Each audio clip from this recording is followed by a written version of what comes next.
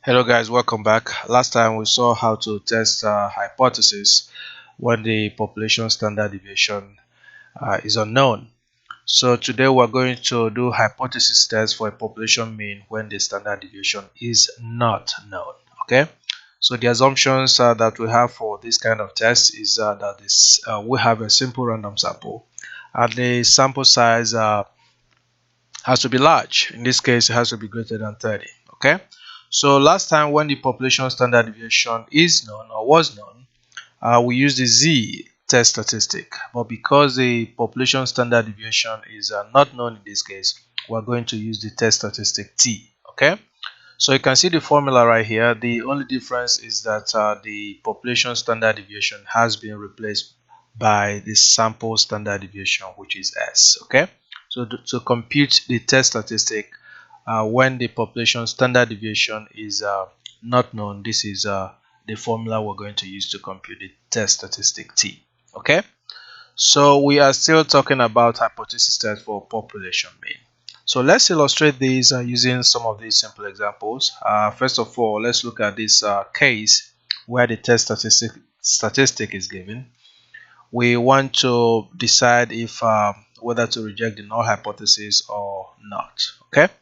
So you can see here the null hypothesis is saying that mean is 1.8, and the alternative hypothesis H1 is saying that mean is greater than 1.8.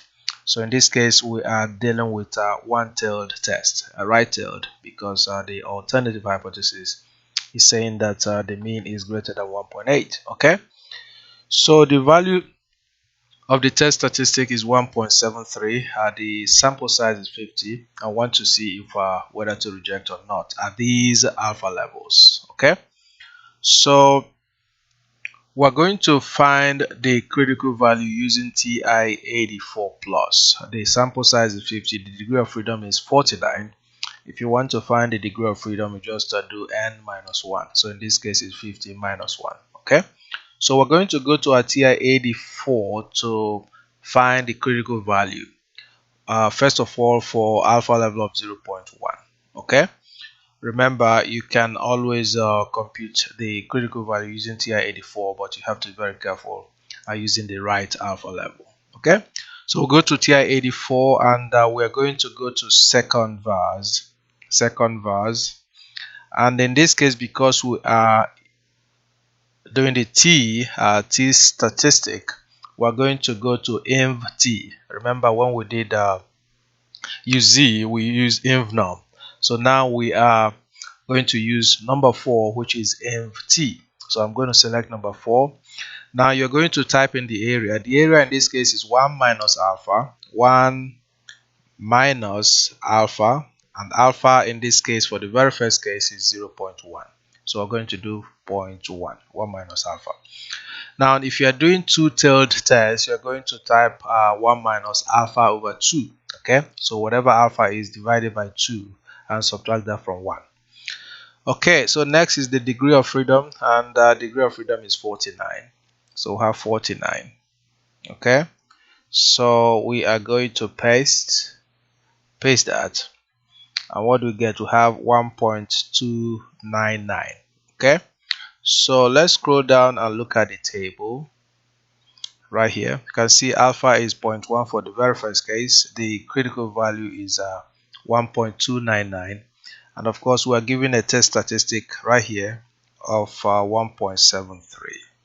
Okay, so test statistic is 1.73. Now, because we are using the critical value method, remember we have two methods, the critical value method and the p-value method. For the critical value method, we compare the test statistic with the critical value.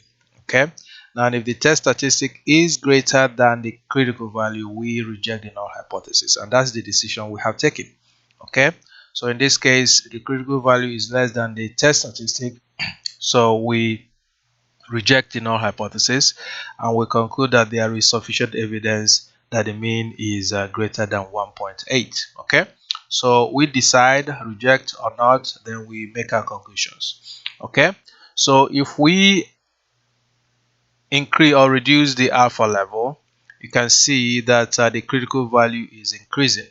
Okay, and though it increased to 1.68, the test statistic is still higher than the critical value. So we are going to, let's see here, the test statistic is still greater than critical value, so we're still going to reject. Okay, and we draw the same conclusion. All right, now if the alpha is getting smaller, the critical value is getting higher. So in this case, you can see now that at the alpha level of 0.02, the critical value is 2.11. Let's confirm that. So go to second verse and select number 4, and our alpha level is 0.02, so I'm going to put 0.02, and then the degree of freedom is the same, and we are going to paste. So when we paste, we have 2.11. That's what we have here. So you can now see that the critical value is now higher than the test statistic of 1.73. So we failed to reject the null hypothesis, okay, because of this reason. So we conclude that there is insufficient evidence that the mean is greater than 1.8. So anytime we fail to reject, we say there is insufficient evidence to conclude that the mean is greater than what the alternative hypothesis is telling us. Okay, all right. So now let's also see the critical value method, how to do the critical value method, but in this case we have to find the test statistic. Okay, so we have an example here. The null hypothesis is mean equals 22. The alternative says that mean is greater than 22. So this is still a right tail test, which is a one tail test. The sample mean is 24.5, the sample size is 50, and the sample standard deviation is 8. So we want to find the test statistic, and of course we gave you the formula. I showed you the formula.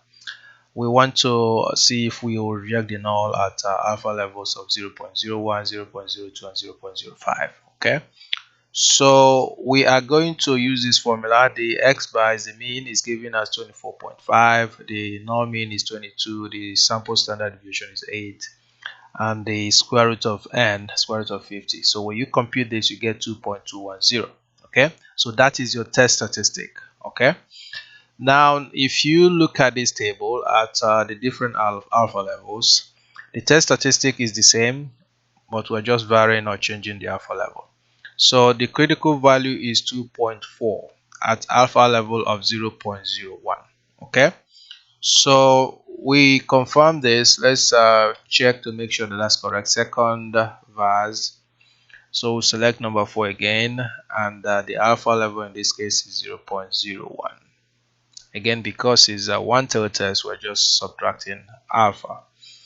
So we go down and paste,